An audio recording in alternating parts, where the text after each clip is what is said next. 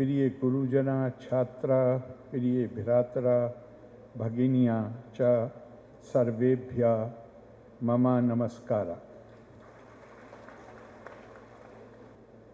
This seminar started with invocation of Ma Saraswati by very eminent singer of Kerala, Shri Kavalam Shri Kumar, which succinctly spells out the aim and purpose of education and of educational institutions, and that is purity of body, purity of mind, and sanctity of spirit. We must make ourselves pure, white, swachha, dhavala, and then nihshesh jadyapaha, get rid of all diseases of mankind, of mind and heart, clarity of speech, vak subodhita, purity of body, sharir ki shuchita, and Atma ki pavanta, sanctity of spirit. All these three things are to be aimed by education. I would also like, this is for the first time in any public meeting I am doing so, I would also like to recite my favorite invocation. Mangalam dishatu me vinayako, Mangalam dishatu me Saraswati, Mangalam dishatu me Maheshwaro, Mangalam dishatu me Sadashiva. I am absolutely delighted to be here to inaugurate this international seminar on global issues and Sanskrit knowledge systems, organized by the Department of Sanskrit of Kerala University. I applaud the Department of Sanskrit and Professor Vijay Kumari for organizing this seminar, which aligns with the national education policy's emphasis on promoting India's traditional knowledge systems. I am happy to note that since its establishment in 1963, under the esteemed leadership of a noted Indologist, Professor Dr. A.G. Krishna Warrior, the Department of Sanskrit has been active in research and multidisciplinary teaching across various branches of knowledge of Sanskrit. The department was established by the erstwhile Travancore University with the object to preserve and propagate India's ancient knowledge and philosophy through Sanskrit while contributing to contemporary scholarship. I understand that today the department offers 4-year undergraduate courses, MA and PhD programs. Sanskrit is considered as mother of many languages, and in this language, the knowledge of ancient India has been expressed and preserved, giving it the name of Devvani, and the script as is known as Devanagari, thus accepting the divinity of the language. Sanskrit, like India, is ever aging but never old. and it continues to be a vibrant force in modern world. With its rich literary heritage, philosophical depth, and scientific insights that inspire and enlighten us. Swami Vivekananda has extolled the beauty of Sanskrit by quoting Mundaka Upanishad, and he asked, by quoting from the Upanishad, he asked the question, what passage in the world can compare with this? The beauty of the language, the music of the words. Na tatra suryo bhati, na chandra tarakam nema, vidyuto bhanti koto yamagni. There the sun cannot illumine, nor the moon, nor the stars. The flashing of light cannot illumine the place. What to speak of this mortal fire? As a language of precision and nuance, Sanskrit offers unique perceptions on human thought and experience, and its study fosters critical thinking, cultural understanding, and a profound connection to India's rich hoary past. We know about how the grammar of Panini stabilized Sanskrit as a language. A.L. Basham, who wrote The Wonder That Was India, calls it one of the greatest intellectual achievements of any ancient civilization and the most detailed scientific grammar composed before 19th century in any part of the world. Sanskrit is not just the language of the Vedas and Upavedas. It was in Sanskrit that our various philosophic systems, our Purans and Itihas were expressed. The classical treatises on branches of knowledge like law, art, music, dance, literature, medicine, architecture, astronomy, astrology, mathematics, and Ayurveda they are all clothed in Sanskrit.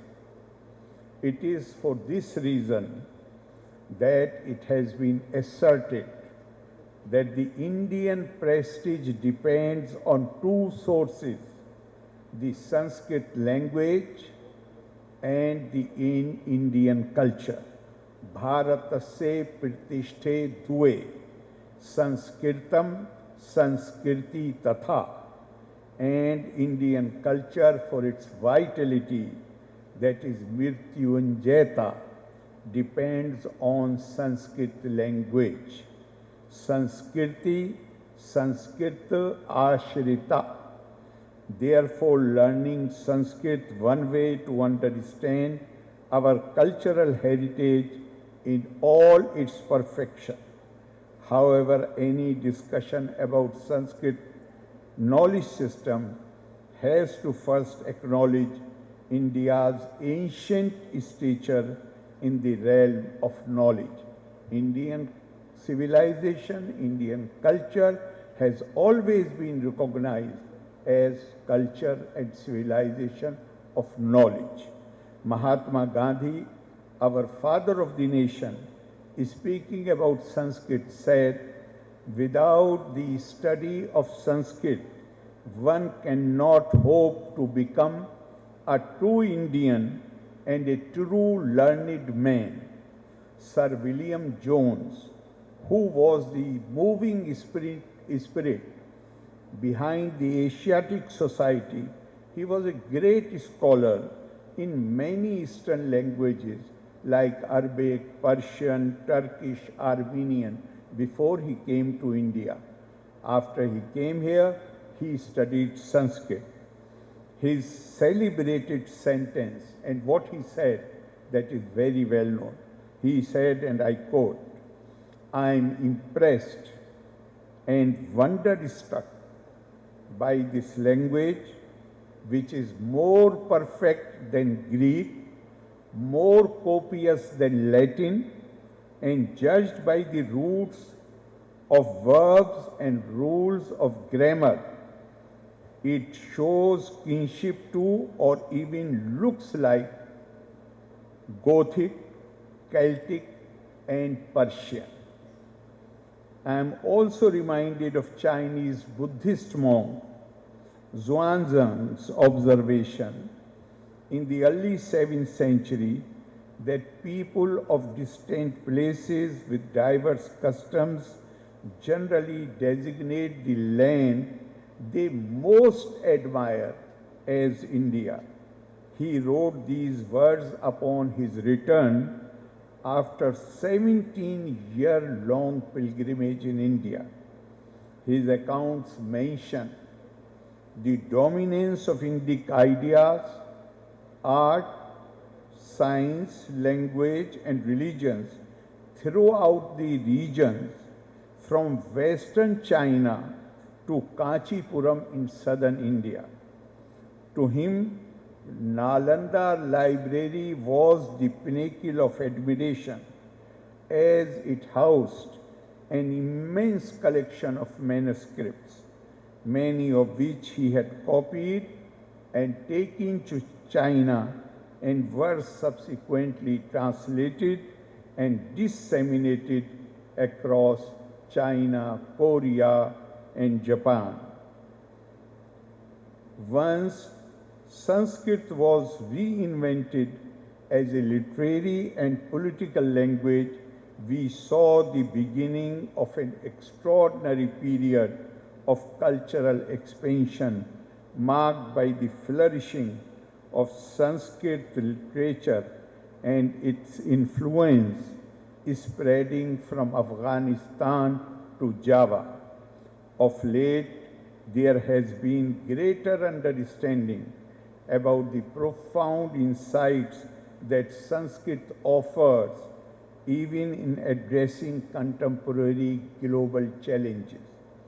Last year, when India presided over G20 summit, what resonated world over was Vasudev Kutumbakam, which gave powerful expression to India's universal vision, promoting the goal of an inclusive, united world guided by mutual respect. During the COVID pandemic season, we as a nation moved ahead with firm belief that disease anywhere is a threat to health everywhere. That was because our civilizational values, which with emphasis on loka sangarham, that is, commitment towards human welfare, obliged us to fight the epidemic not only in India, but we were obliged to provide all possible help to the world community to tackle this menace. Sanskrit's role as a gateway to the holistic approaches to mental health and well-being has been proven by texts like yoga and Ayurveda. The ancient Sanskrit practices like dhyan and pranayam foster mindfulness, clarity, and resilience. Today they are increasingly recognized as universal tools for personal and societal well-being. These philosophies of life and the global popularity gained recently by yoga have shown us how the wisdom of Sanskrit could deepen cultural understanding, bridge the divide between East and West, and enrich cross-cultural dialogues. As the world marches towards achieving sustainable development goals by the year 2030, we realize how Sanskrit literature had given us valuable lessons on environmental sustainability centuries ago.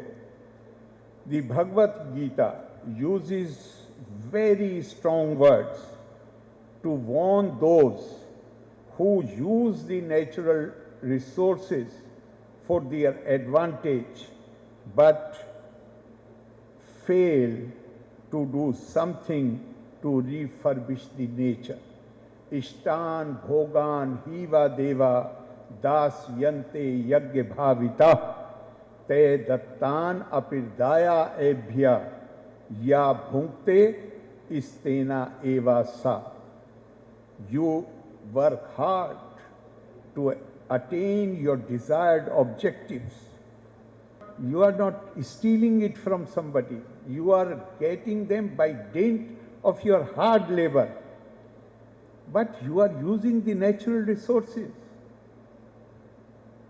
Therefore, Lord Krishna tells Arjuna that something which you have earned by dint of your hard labor, if you enjoy it and you do not share it with others, or you not, after enjoying, you do not give back to the society or do something to refurbish the nature, then one is described by Gita as merely a robber.